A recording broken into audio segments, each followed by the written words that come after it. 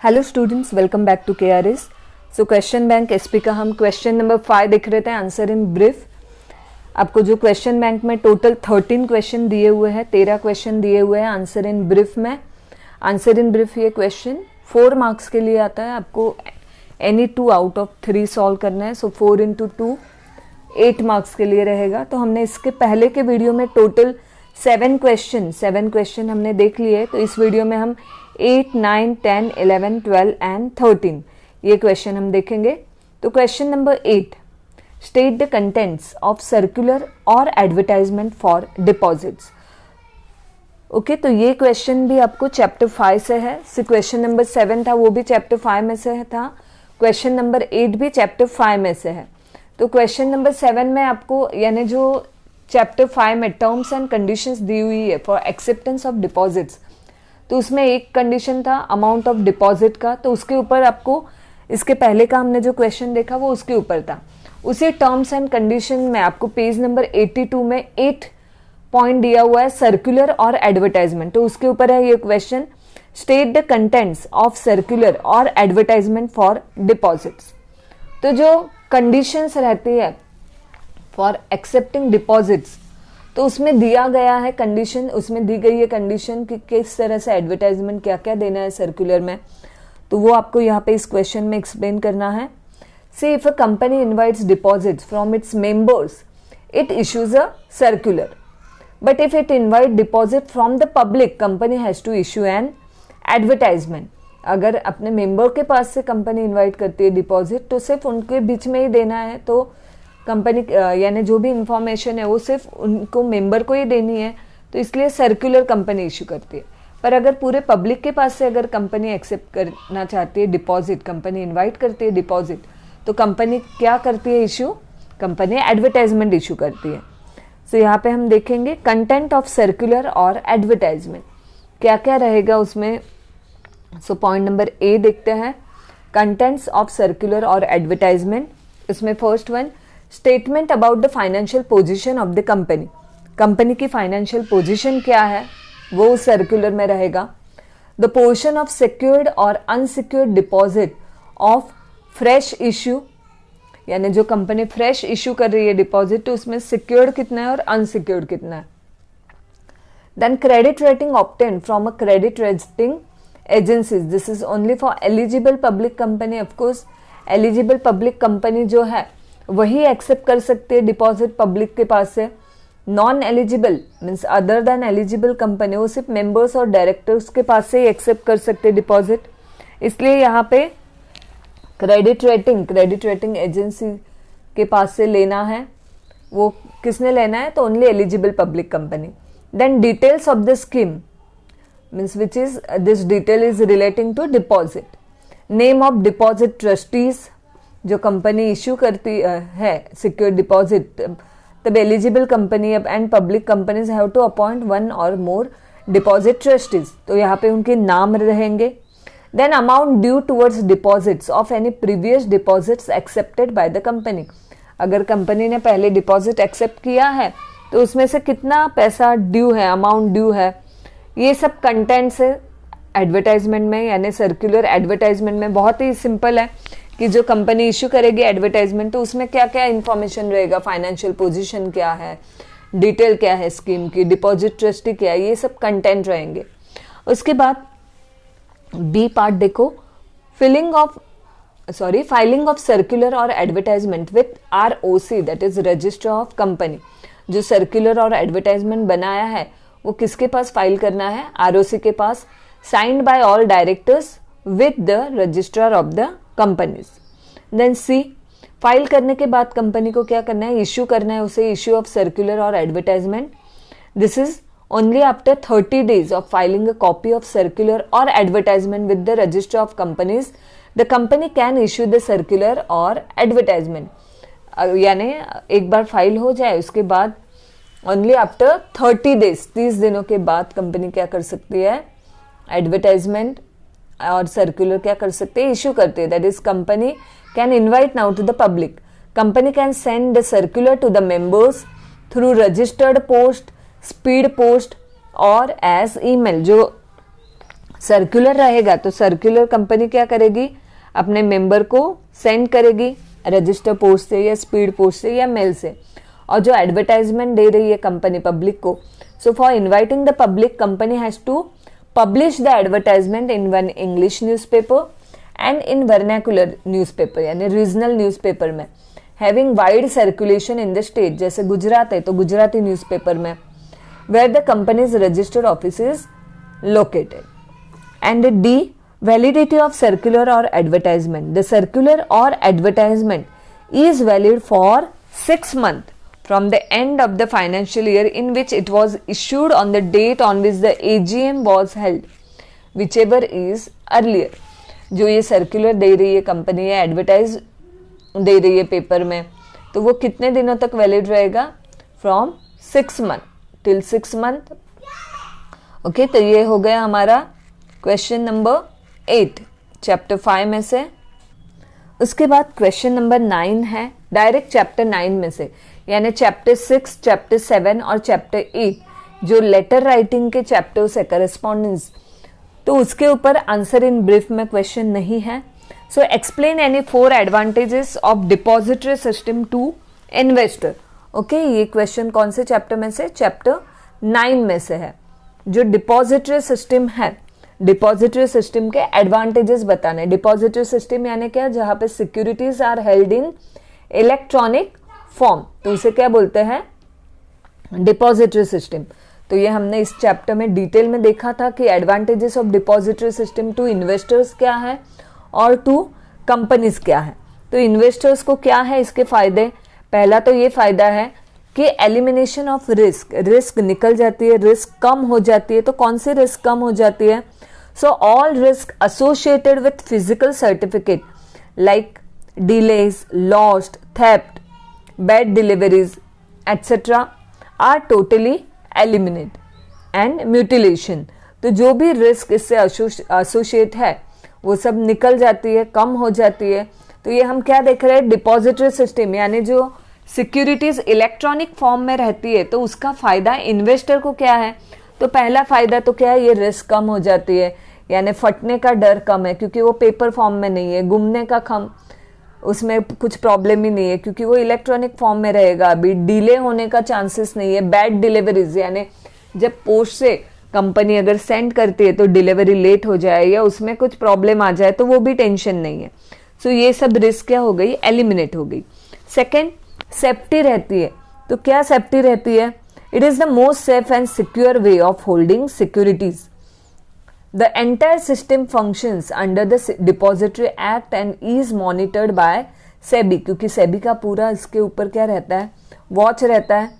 So the investor can keep his account in freeze और lock mode to avoid और prevent unexpected debit और credit और both by giving instruction to the DP. Investor क्या कर सकता है, depository participant जो है उनको इंस्ट्रक्शन दे सकता है और अपना जो अकाउंट है वो फ्रीज कर सकता है, उसकी वजह से अननेसेसरी रॉन्गली डेबिट क्रेडिट नहीं होगा। सो ये मोस्ट सेफ मेथड है। Third one, easy transfer of shares. Physical certificate जब रहते हैं तो शेयर ट्रांसफर करने में बहुत बड़ी प्रोसेस लगती है, फॉर्म भरना है, प्रोसीजर लंबी है। यहाँ पे क्या है, इजीली ट्रांसफर हो जाता है। Efforts in filling transfer forms and lodging document is eliminated. Also the stamp duty which is levied on transfer of physical share is not applicable. जो ट्रांसफर फॉर्म वगैरह भरना है वो नहीं इसमें ज़रूरत है। स्टैम्प ड्यूटी लगती है अगर फिजिकल शेयर है, हाथ में शेयर है, तो ये भी नहीं लगेगी अभी इलेक्ट्रॉनिक फॉर्म में है। तो प्रोसेसिंग टाइम भी क्या हो जाएगा, कम हो जाएगा, is reduce. And neither the securities not the cash is tied for unnecessary long time, यानी शेयर ट्रांसफर हो गए, बाद में पैसा मिलेगा, तो वो इतना अपना पैसा लॉक भी नहीं रहता है इन्वेस्टर का, क्योंकि इजी फास्ट वे में होता है इन दिस डिपॉजिटरी सिस्टम, क्योंकि इलेक्ट्रॉनिक इसमें अपने शेयर्स रहते हैं, easy transfer of shares. Then fourth one, updates and intimation. The investor is provided with the status of the holding and transactions by DP and occasionally by depository too. जैसे हम mobile recharge करते हैं तो तुरंत कैसे message आ जाता है, बस उसी तरह से जो भी स्टेटस है अपने शेयर्स का, शेयर अगर हमने ट्रांसफर किए हैं, तो अगर हमने शेयर सेल किए हैं, शेयर परचेज किए, तो इजीली फटाफट से डेबिट क्रेडिट हो जाएगा और अपडेट्स तुरंत मिल जाएगी। ये हम क्या देख रहे हैं स्टूडेंट्स, बेनिफिट्स या एडवांटेजेस ऑफ डिपॉजिटरी सिस्टम। तो पहला पॉइंट है रिस्क कम हो गई, सेफ्टी है, इजी ट्रांसफर होता है, अपडेट्स इंटीमेशन तुरंत मिल जाता है। Fifth one, security against loan. So dematerialized securities are preferred by banks and financial institutions as security against loan. अगर लोन लेना है तो डीमैट सिक्योरिटी, डीमैट इसमें जो सिक्योरिटी रहेगी वो भी bank as a collateral security use करती है। Next one, no concept of lots. The system of odd and even lot यानी 100 या मल्टीपल्स ऑफ 100 में stands abolish. The market lot is one share for demat securities. ये सब detail में हमने already ये चैप्टर एक्सप्लेन किया, इसमें हो गया है हमारा एक्सप्लेनेशन। तो यहाँ पे हम फटाफट से देखते हैं अभी। 7 पॉइंट, नॉमिनेशन फैसिलिटी। इंडिविजुअल जो इन्वेस्टर्स है he can avail nomination facility and this simplifies the process in the event of death of the investor. यानी जैसे हम बैंक में अकाउंट ओपन करते तो कैसे नॉमिनी का नाम देते, बस उसी तरह से यहाँ पे नॉमिनेशन फैसिलिटी रहती है। उसकी वजह से अगर इन्वेस्टर की डेथ हो जाए तो इजीली शेयर क्या हो जाते हैं, नॉमिनी के नाम पर ट्रांसफर हो जाते हैं। Point number 8, automatic credit. Account जो इन्वेस्टर का अकाउंट है वो ऑटोमेटिकली क्रेडिट या डेबिट हो जाता है in case of a change initiated by the company and if it is impacting on securities. This is called as corporate action. For example, which can be termed as a corporate action are payment of dividend, issue of bonus shares, offering right shares। अगर suppose dividend मिला है company से, bonus share मिले हैं या right issue company ने offer किए, तो इजीली ये जो भी इन्वेस्टर है उसको पता चलेगा। अगर उसने उसके ऊपर एक्शन लिया तो ऑटोमेटिकली फटाफट से क्या हो जाएगा, क्रेडिट हो जाएगा। जैसे अगर सपोज आपने एटीएम में से पैसे निकाले तो इजीली फटाफट से आपको इसमें मोबाइल में मैसेज आ जाता है उसी टाइम पे कि पैसे क्या हो गए हैं, डेबिट हो गए हैं। अगर आपने पैसे डाले तो तुरंत क्रेडिट का मैसेज मिल जाता है। ओके, तो उसी तरह से यहाँ पे भी शेयर्स क्या हो जाते हैं, ऑटोमेटिकली क्रेडिट हो जाते हैं। तो ये क्वेश्चन नंबर 9 हमने देखा, explain 4 advantages of depository system to investors. आप कोई भी 4 एडवांटेजेस यहाँ पे बता सकते हो। उसके बाद next question, question number 10, explain DP. DP as the constituents of depository system. Same chapter 9 में से है ये क्वेश्चन।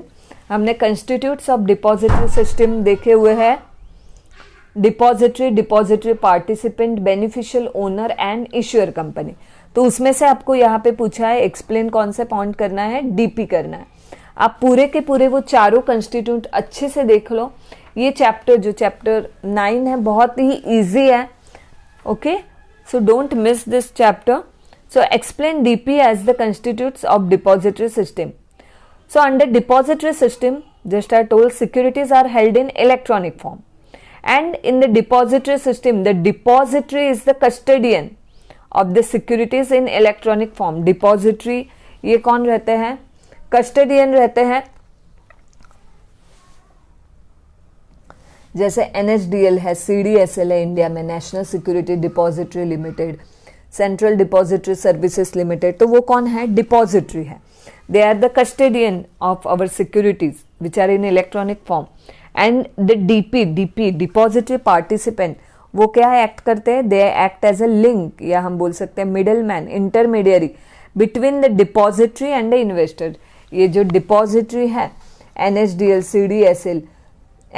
CDSL, वो और हम इन्वेस्टर जो शेयर्स में इन्वेस्ट करते हैं, सिक्योरिटी में इन्वेस्ट करते हैं, तो उसके बीच में कड़ी का काम कौन करता है, तो DP, depository participant.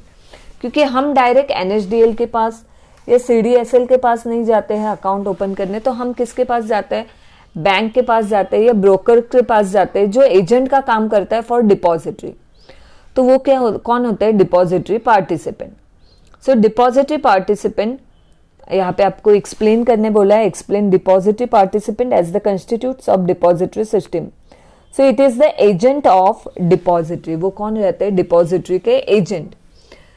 DP is registered under the SEBI act and it enjoy rights and obligations which are specified by SEBI regulation of 1996.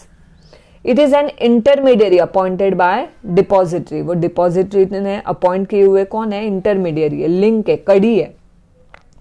कड़ी किसके बीच में इसके है? तो फोर्थ पॉइंट देखे, DP acts as a link between the depository and the investor. जो depository ऊपर है NHDL CDSL और नीचे इन्वेस्टर, उसके बीच में कड़ी का काम कौन करता है? DP. It directly deals with customers. It sends statement of account periodically.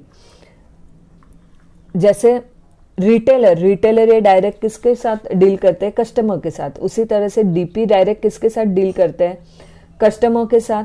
It sends statement of account also to the customers, to the investors. It functions like a security bank and it facilitates dematerialization.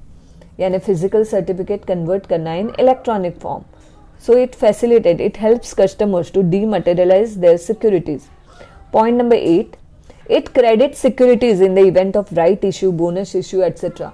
जो issuer company है, अगर उसने bonus share दिए हैं या right issue किया है, तो ऑटोमेटिकली शेयर्स जब क्रेडिट हो जाएंगे तो वो कौन करता है? डीपी करता है.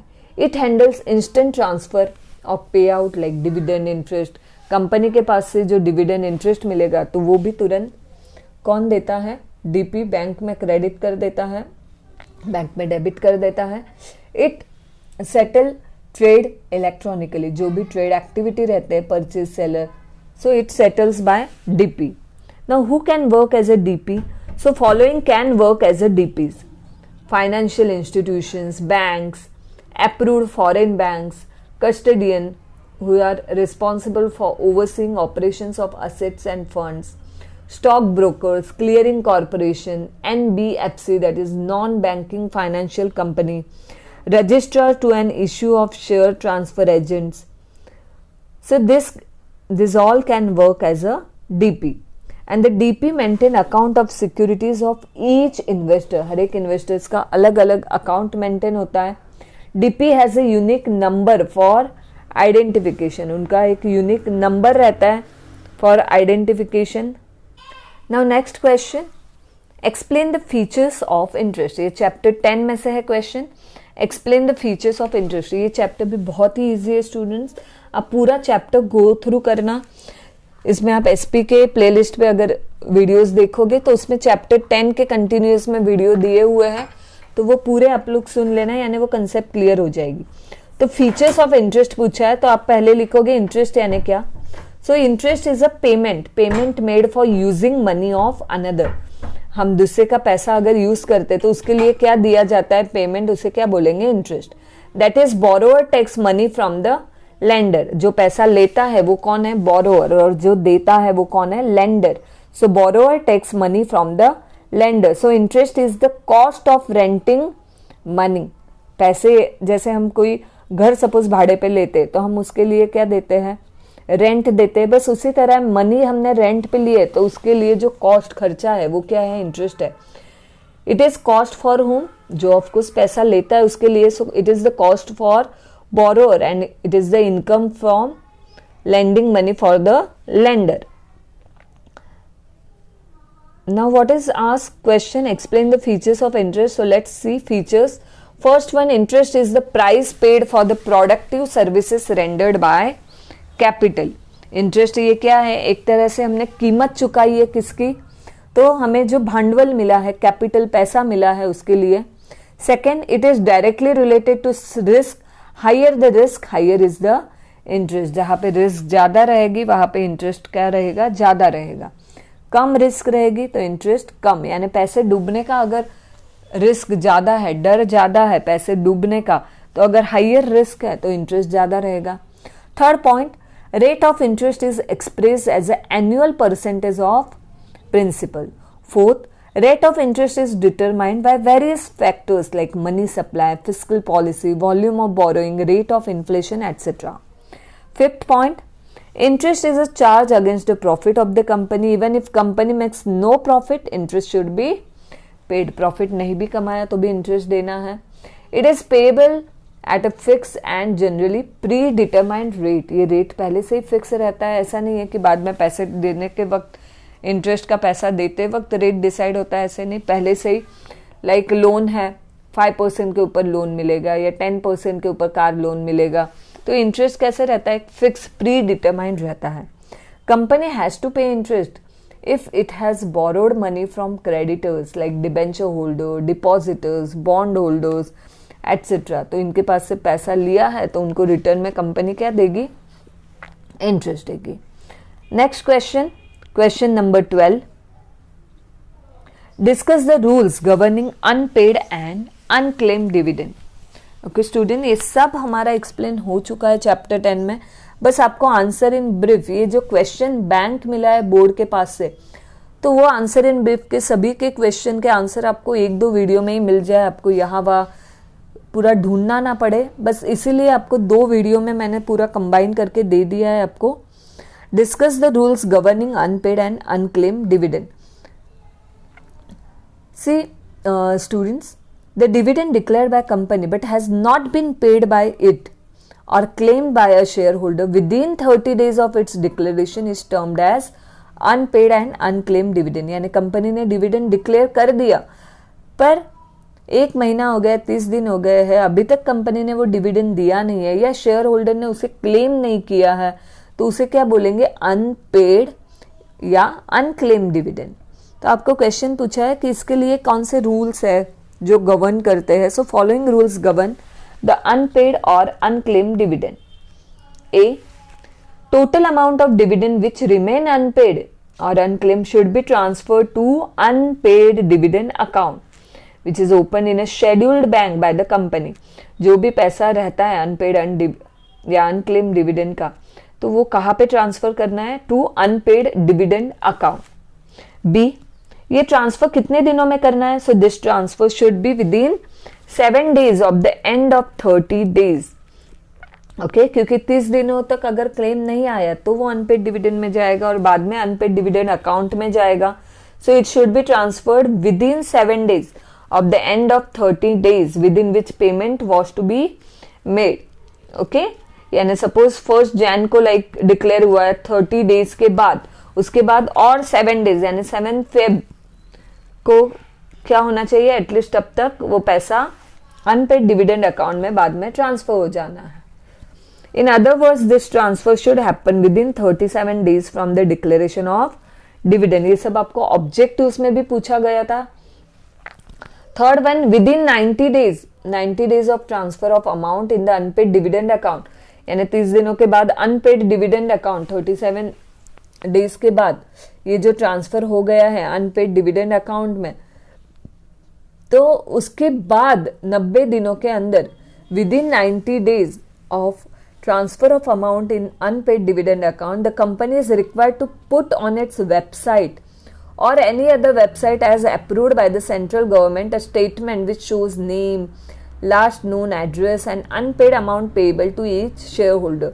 कंपनी ने क्या करना है, अपने वेबसाइट के ऊपर या कोई भी सेंट्रल गवर्नमेंट ने, केंद्रीय सरकार ने जो वेबसाइट बोला है उसके ऊपर ये पूरा स्टेटमेंट डाल देना है कि जो शेयर होल्डर का नाम है, उसका जो लास्ट एड्रेस पता था, वो अनपेड अमाउंट जो अभी तक उसको डिविडेंड का अमाउंट नहीं गया है, वो सब डिटेल्स कंपनी ने डालना है.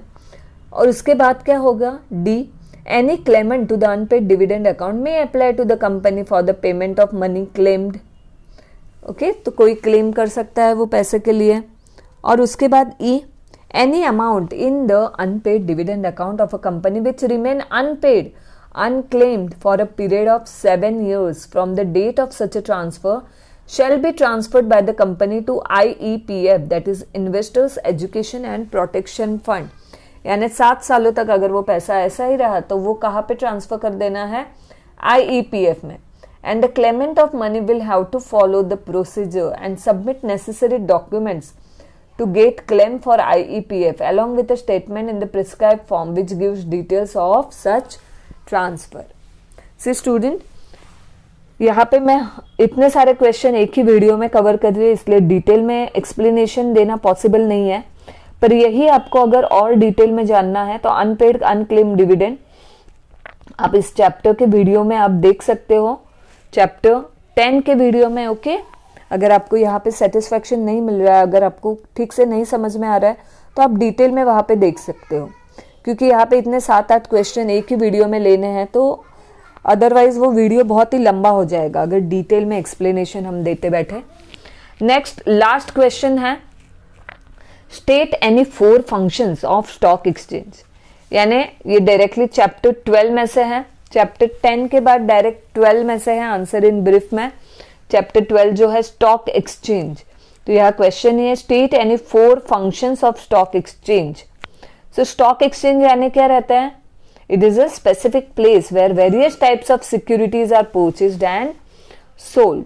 ऐसी जगह जहां पे सभी सिक्योरिटीज का क्या होता है? मार्केटिंग होता है, परचेस एंड सेल। सिक्योरिटीज यानी equity shares, preference share, debenture, government securities, bonds etcetera. तो यहाँ पे क्या पूछा गया है? Features of stock exchange. First one, it is a market for securities. Stock exchange ये क्या है? It is a place where all types of securities are traded. Second point, second hand securities. Stock exchange में कौन सी securities trade होती है? तो जो पहले ऑलरेडी कंपनी ने इश्यू की है, यानी सेकेंड हैंड सिक्योरिटी वहां पे स्टॉक एक्सचेंज में ट्रेड होती है। Third point, listed security. जो भी सिक्योरिटी स्टॉक एक्सचेंज में लिस्टेड रहती है that can only B traded in stock exchange. अगर लिस्टेड नहीं है तो पहले कंपनी को क्या करना होता है? लिस्ट करना रहता है। ये लिस्ट क्यों करना रहता है? तो इसकी वजह से इन्वेस्टर्स का इंटरेस्ट क्या होता है? प्रोटेक्ट होता है, क्योंकि सभी जो भी स्टॉक एक्सचेंज के रूल्स गाइडलाइंस है वो स्ट्रिक्टली कंपनी को फॉलो करने होते हैं। Fourth one, organised and regulated market.